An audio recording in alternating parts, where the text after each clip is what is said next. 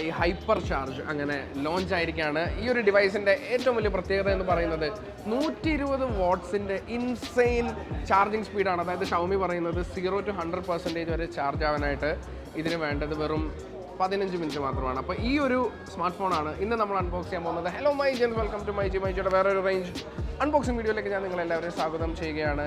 അധികം സമയങ്ങളായത് നമുക്ക് നേരെ കിടക്കാം അൺബോക്സിംഗ്. ബോക്സ് അൺബോക്സ് ചെയ്ത് കഴിഞ്ഞാൽ ഫസ്റ്റ് തന്നെ നമുക്ക് കാണാൻ സാധിക്കുന്നത് ഒരു കേസാണ്. ഈ ഒരു പേപ്പർ ബോക്സ് നമ്മളിങ്ങനെ തുറന്നു കഴിഞ്ഞാൽ ഫസ്റ്റ് തന്നെ സിം എജക്ടർ ടൂൾ കൊടുത്തിട്ടുണ്ട്, പിന്നെ കുറച്ച് പേപ്പർ വർക്ക്സ് കൊടുത്തിട്ടുണ്ട്.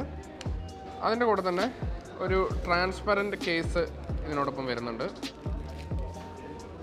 അത്യാവശ്യം നല്ല ക്വാളിറ്റിയുള്ള ഒരു ട്രാൻസ്പെറൻറ്റ് കേസാണ്, വളരെ ഫ്ലെക്സിബിളാണ്. നെക്സ്റ്റ് നമുക്ക് ഡിവൈസ് തന്നെയാണ് കാണാൻ സാധിക്കുന്നത്.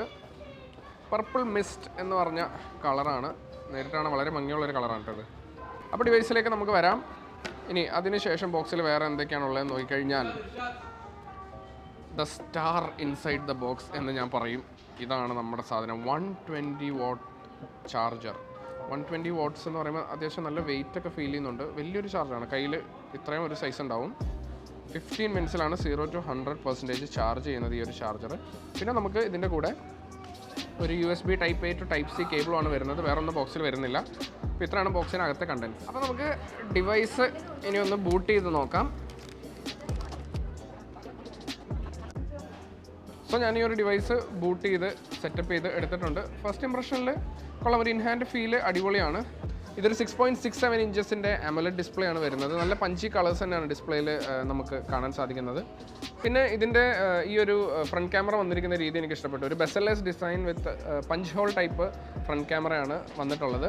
അപ്പോൾ നമുക്ക് ഫസ്റ്റ് ഇതിൻ്റെ ഒരു ഫിസിക്കൽ ഓവർവ്യൂ നോക്കുകയാണെങ്കിൽ റൈറ്റ് സൈഡിൽ നമുക്ക് വോളിയം റോക്കേഴ്സ് ഉണ്ട്, പവർ ബട്ടൺ ഉണ്ട്. ഈ പവർ ബട്ടൺ തന്നെയാണ് ഫിംഗർ പ്രിൻറ്റ് സ്കാനറായിട്ട് വർക്ക് ചെയ്യുന്നത്. പിന്നെ താഴേക്ക് വന്നാൽ നമുക്കവിടെ സ്പീക്കറുകൾ കാണാം, മൈക്രോഫോൺ കൊടുത്തിട്ടുണ്ട്, USB Type C charging port, sim ട്രേയും താഴെ നമുക്ക് കാണാം. ലെഫ്റ്റ് സൈഡിലേക്ക് വന്നു കഴിഞ്ഞാൽ ക്ലീൻ ആണ്. ആക്ച്വലി കളർ കാണാൻ നല്ല ഭംഗിയുണ്ട്.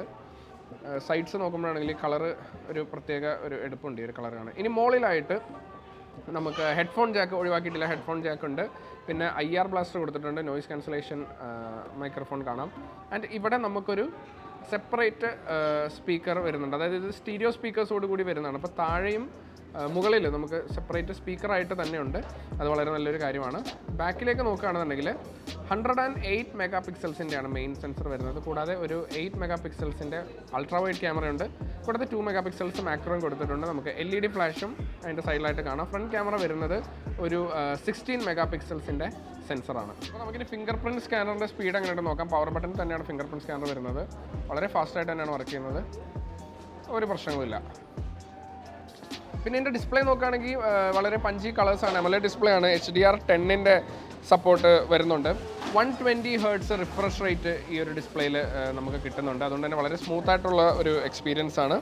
ഗൊറില്ല ഗ്ലാസ് 5 പ്രൊട്ടക്ഷനും ഈ ഒരു ഡിസ്പ്ലേക്ക് വരുന്നുണ്ട്.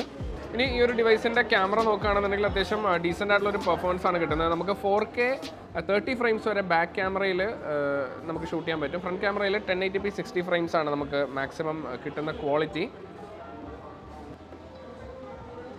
പിന്നെ ഇതിൻ്റെ പെർഫോമൻസ് സൈഡ് നോക്കുകയാണെന്നുണ്ടെങ്കിൽ MediaTek Dimensity 920 ചിപ്സെറ്റാണ് വരുന്നത്. ഒരു 6 നാനോമീറ്റേഴ്സിൽ വരുന്ന ചിപ്സെറ്റാണ്. അത്യാവശ്യം നല്ല പെർഫോമൻസ് തന്നെയാണ് ഈ ഒരു ഡിവൈസിന് തരുന്നത്. ഈ ഒരു ഡിവൈസ് 2 സ്റ്റോറേജ് വേരിയൻസിൽ വരുന്നുണ്ട്. നമുക്ക് 6GB റാമും 128GB ഓഫ് സ്റ്റോറേജും 8GB റാമും 128GB ഓഫ് സ്റ്റോറേജ് ഓപ്ഷൻസിൽ വരുന്നുണ്ട്. ഇപ്പോൾ എൻ്റെ കയ്യിലുള്ളത് 6GB റാം വേരിയൻ്റ് ആണ്. അതുപോലെ തന്നെ 1TB വരെ നമുക്ക് സ്റ്റോറേജ് എക്സ്പാൻഡ് ചെയ്യാനുള്ള ഒരു ഓപ്ഷൻ ഈ ഒരു ഡിവൈസിൽ കൊടുത്തിട്ടുണ്ട്. പിന്നെ ഈ ഒരു സ്മാർട്ട് ഫോണിൽ നമുക്ക് out of the box Android 11 ആണ് വരുന്നത്. അതിന് മുകളിലായിട്ട് MIUI 12.5 യൂസർ ഇൻ്റർഫേസും നമുക്ക് വരുന്നുണ്ട്.